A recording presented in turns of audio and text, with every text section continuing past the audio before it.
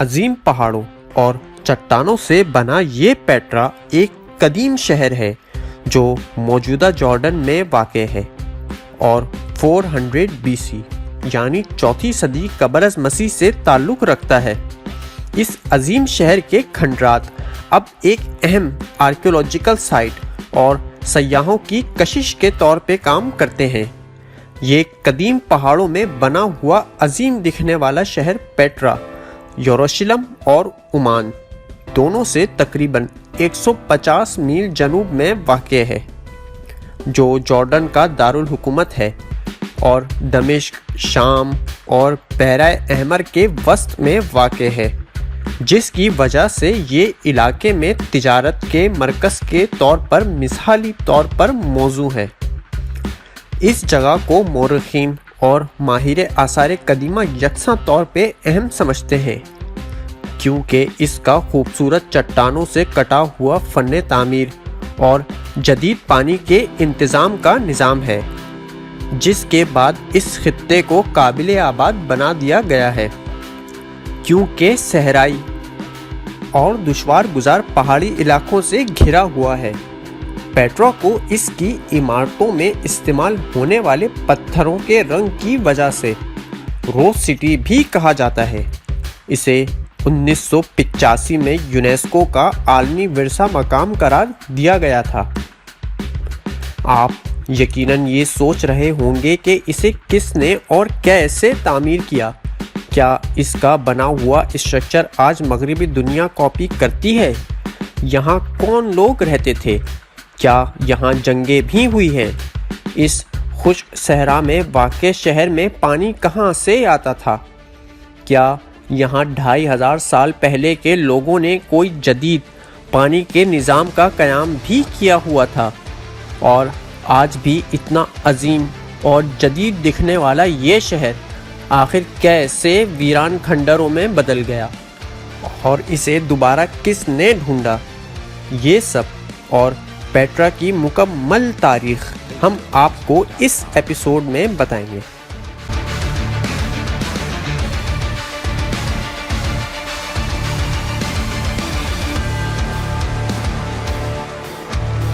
میں ہوں آپ کا ہوسٹ محمد بن سہیل اور ہم آپ کو دکھا رہے ہیں ہسٹری ریکارڈز کی mini series history of 7 wonders کا ایپیسوڈ 3۔ پیٹرا شہر کو نباتیس نے ایک تجارتی چوکی کے طور پہ قائم کیا تھا۔ یہ ایک عرب بدو قبیلہ ہے جو اس خطے میں مقامی ہے، جو اب جنوب مغربی جارڈن میں ہے۔ پیٹرا میں رہنے والے اور تجارت کرنے والے نباتیس نے جلد ہی کافی دولت جمع کر لی تھی، لیکن کہتے ہیں نا کہ جب دولت آتی ہے تو اس کے ساتھ حاسد بھی لاتی ہے۔ ایسا ہی کچھ نباتیس کے ساتھ بھی ہوا۔ ایک حسد کرنے والی یونانی سلطنت نے 312 قبل از مسیح میں شہر پر حملہ کر دیا تھا۔ یہ واقعہ ریکارڈ شدہ تاریخ میں پیٹرا کا پہلا حوالہ ہے۔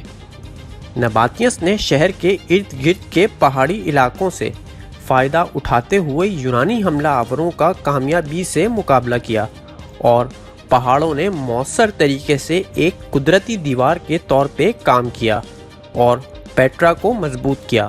لیکن نباتیس کی یہ خوشی زیادہ دن تک رہ نہ سکی۔ پھر ایک ایسے بڑے واقعے نے نباتیس کو عرش سے اٹھا کے زمین پہ پٹخ کر رکھ دیا۔ آپ یقیناً سوچ رہے ہوں گے کہ ایسا کیا ہوا، تو آپ کو بتاتے ہیں کہ تاہم یونانی دراندازی آخری بار نہیں تھی۔ در حقیقت رومی سلطنت نے 106 عیسوی میں نباتیس کو ہتھیار ڈالنے پہ مجبور کر کے شکست دے دی اور نئے حاصل کردہ علاقے پیٹرا پہ قبضہ کر لیا اور اس کا نام تبدیل کر کے عرب پیٹرا رکھ دیا۔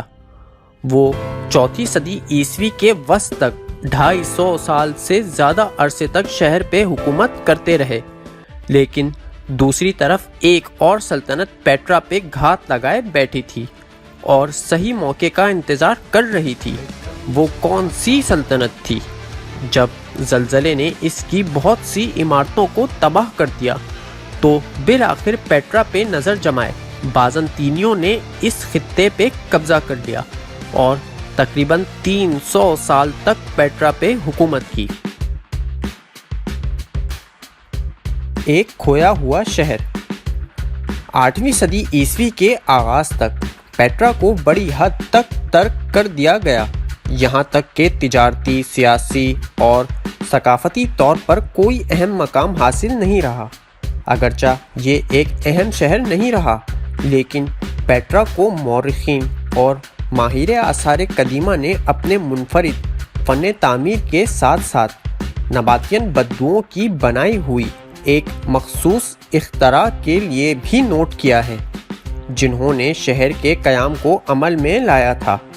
اس کے ارد گرد دشوار گزار پہاڑی علاقے کو دیکھتے ہوئے پیٹرا شہر کی تعمیر کے لیے منطقی جگہ کی طرح نہیں لگے گی، تاہم نباتینس نے اس جغرافیہ سے فائدہ اٹھایا جب انہوں نے اس کے اہم اسٹرکچرز تعمیر کیے۔ چٹانوں سے کٹے ہوئے فن تعمیر کے نام سے جانی جانے والی تکنیک کی ابتدائی فیز کا استعمال کرتے ہوئے نباتینس نے شہر کی کئی عمارتوں کو ارد گرد کی پتھر کی سطحوں کو لفظی طور پر تراش لیا تھا۔ جوں جوں نباتین ثقافت کا ارتقا ہوا اور جیسے جیسے رومیوں اور بازنطینیوں نے بعد میں شہر پر اپنے نشانات چھوڑنے کی کوشش کی، تو پیٹرا کا فن تعمیر اس پر قابض مختلف ثقافتوں کا امتزاج لینے لگا۔ نباتینس کے تعمیر کردہ بڑے اور آرائشی مقبروں نے بالآخر بازنطینیوں کے تعمیر کردہ عیسائی گرجا گھروں کو راستہ دیا، جو پیٹرا کو صوبہ فلسطینہ کا دارالحکومت سمجھتے تھے۔ اس ارتقاء کے دوران جہاں رومیوں نے نباتینس کے بعد اور بازنطینیوں سے پہلے شہر پر حکومت کی، وہیں پیٹرا رومن روڈ تعمیر کی گئی۔ یہ پیٹرا کے اہم راستے کے طور پہ کام کرتا تھا اور شہر کے داخلی دروازے کو نشانے زد کرنے کے لیے رومی طرز پر آرائشی دروازے تعمیر کیے گئے تھے، تاہم شہر کے ڈیزائن اور اسٹرکچر پر نباتینس کا اثر و رسوخ اس کے بعد کے حکمرانوں نے مکمل طور پر ختم نہیں کیا۔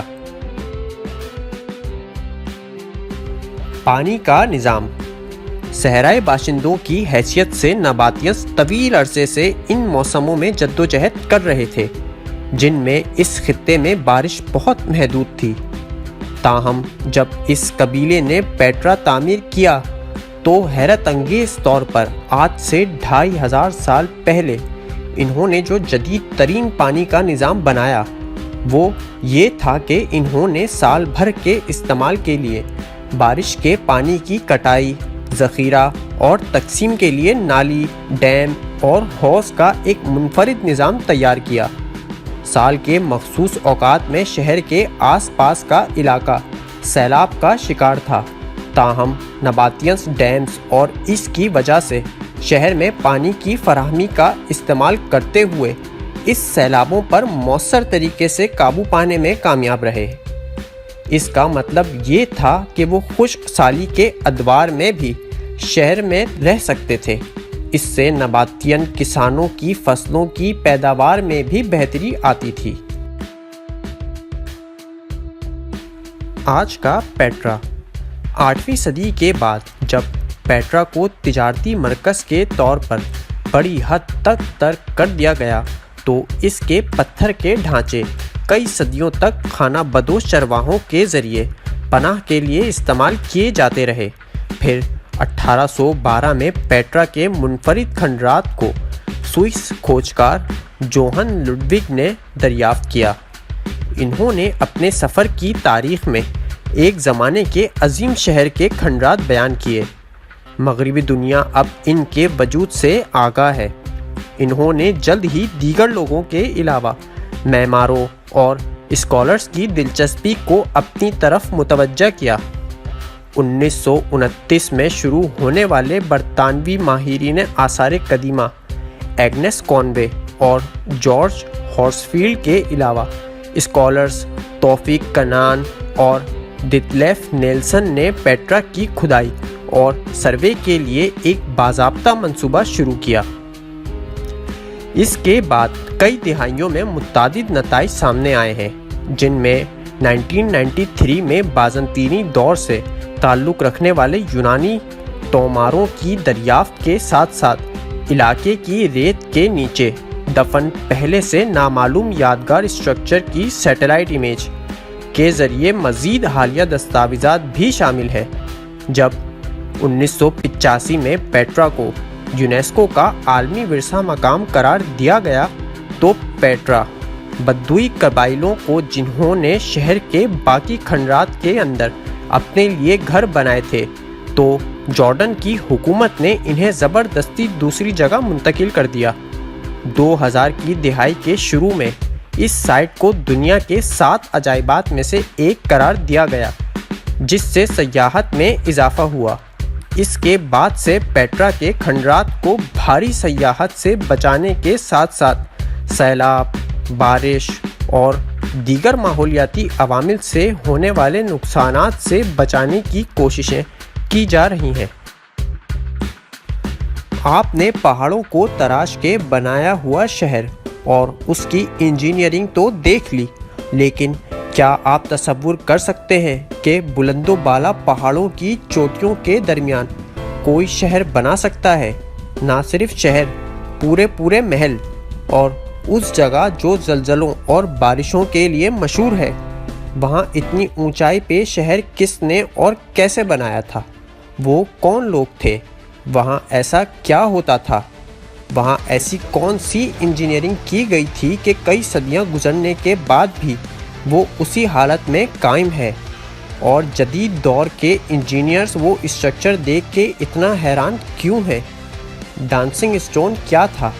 یہ سب جاننے کے لیے آپ کو ہمارا چینل سبسکرائب کرنا ہوگا اور بیل آئیکن پہ بھی کلک کرنا ہوگا، کیونکہ یہ سب اور اس کی مکمل تاریخ ہم آپ کو ہسٹری آف 7 ونڈرز کے ایپیسوڈ 4 میں بتائیں گے۔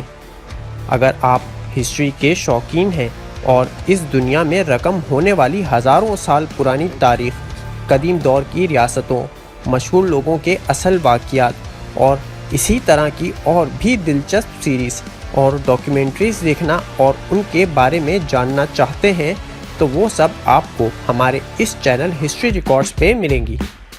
اگر آپ نے ہسٹری آف 7 ونڈرز کا دلچسپ ایپیسوڈ 1 ابھی تک نہیں دیکھا ہے تو اسے دیکھ لیں۔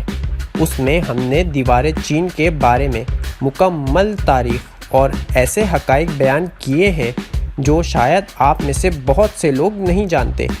اگر آپ رومن امپائر کے بنائے ہوئے کولوزیم، اس میں کھیلے جانے والے خطرناک کھیل اور اس کی مکمل تاریخ جاننا چاہتے ہیں تو وہ سب ہم نے ہسٹری آف 7 ونڈرز کے ایپیسوڈ 2 میں بتا دیا ہے۔